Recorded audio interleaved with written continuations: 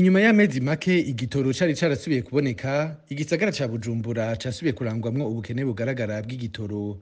Muri komine ya Ntahangwa, amasitasiyo atari make yari yera kuri uno wa kabiri.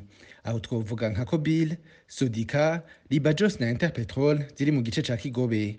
Ku yandi masitasiyo hibonekeza imirongo miremire y'imodoka zitonze ziteze kuronswa igitoro.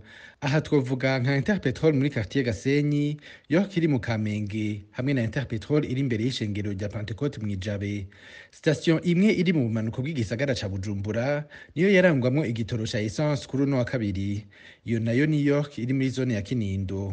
Ubwo bukene bw'igitoro bukaba buhagaritse umutima abakoresha amamodoka yunguruza abantu.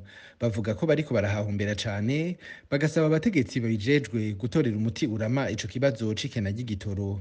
Hari mu kwezi k'umunani guheze, aho uwutwara Uburundi yamenyesha ko agiye kwifatira mu minwe ikibazo c'igitoro kiguma cisubiriza. Ku bwa Evariste Ndayishimiye, akaba ico gihe yashira amakosa ku bagwizatunga bakirangura.